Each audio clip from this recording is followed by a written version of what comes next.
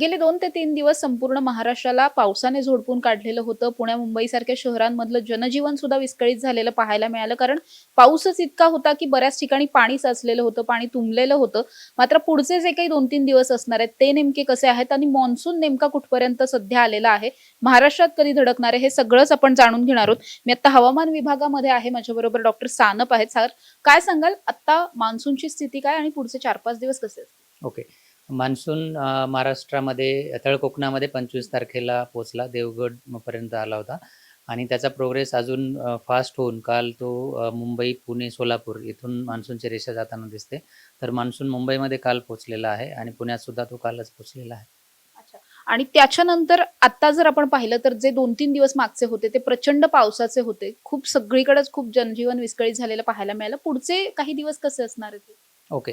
मागील जसं तुम्ही म्हणालात, की मागील 2 ते 3 दिवस मुसळधार पाऊस आपल्याला कोकणासह मुंबई, पुणे इथे झालेला दिसून येतो. येणारे 3 ते 4 दिवसांचा जर विचार कराल तर आज पुण्यातील घाटमाथ्यावर मुसळधार पावसाची शक्यता आहे आणि पुणे आणि प्लेन एरियाजसाठी येलो अलर्ट दिला गेलेला आहे. म्हणजेच तुरळक ठिकाणी जोरदार पाऊससुद्धा होण्याची शक्यता आहे. आणि आज कोकणामध्ये सिंधुदुर्ग आणि रत्नागिरी जे जिल्हे आहेत त्यांना रेड अलर्ट दिला गेलेला आहे आणि कोल्हापूर आणि कोल्हापूरचा घाटमाथा तिथे सुद्धा रेड अलर्ट दिला गेलेला आहे. सर, जसं तुम्ही आत्ताच सांगितलं, बऱ्याचदा मान्सून कधी येणार असं म्हटलं, की जूनचा पहिला वीक किंवा मेचा लास्ट वीक वगैरे आपण म्हणतो. यावेळेस खूप लवकर मान्सून दाखल झालं. याविषयीची काही कारण आहेत का? ओके.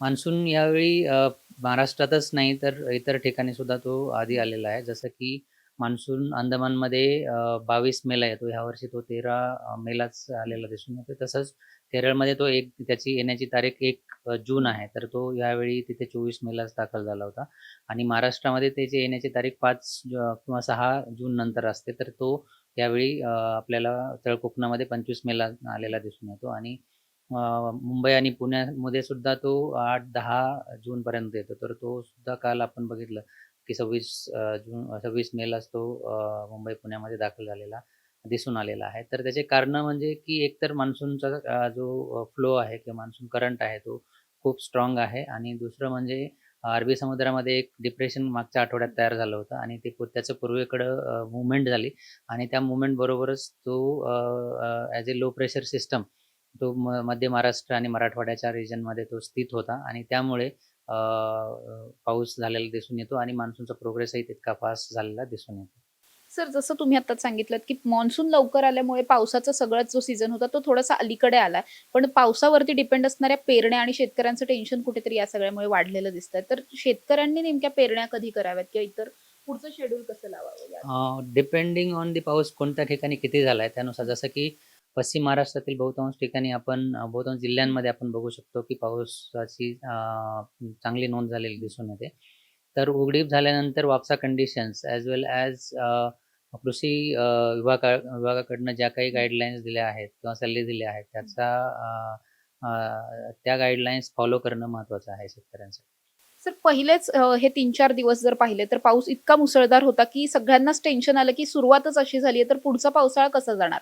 असं एक लोकांमध्ये थोडीशी भीती आहे. तर आत्ताचा हा पावसाळा नेमका कसा जाईल असं तुमचा एकंदरीत अंदाज? ओके. आमचा अ, दीर्घावधी जो अनुमान असतो 4 महिन्यांचा जून ते सप्टेंबर त्यामध्ये त्याचे 2 टप्प्यामध्ये त्याचं फोरकास्ट दिला जातो.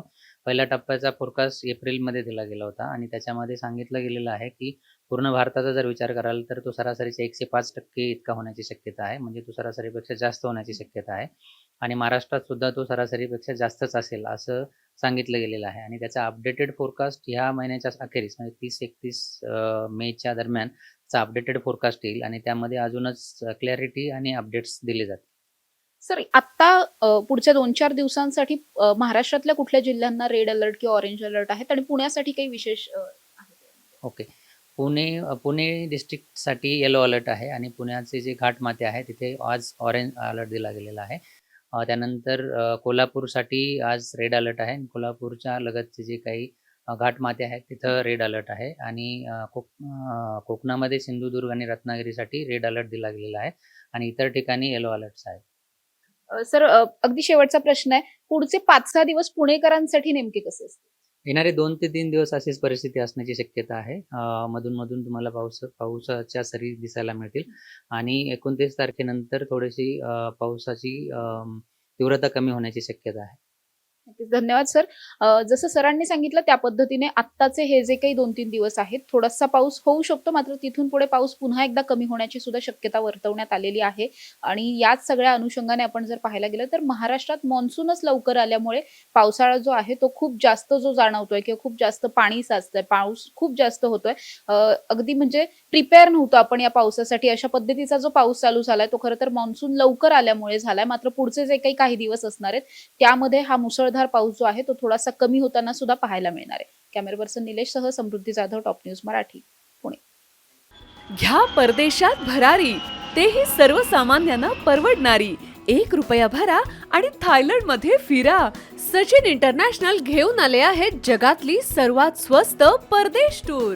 पूर्ण 5 दिवसांचं पॅकेज आता फक्त 32,999 रुपयांमध्ये. पॅकेजमध्ये विमान प्रवास, हॉटेल, ब्रेकफास्ट, ट्रान्सपोर्ट आणि प्रेक्षणीय स्थळे. सचिन इंटरनॅशनल 18 वर्षांपासून पर्यटन क्षेत्रातील एक विश्वसनीय नाव. सचिन इंटरनॅशनल सोबत मनसोक्त फिरा. संपर्क 7767989898.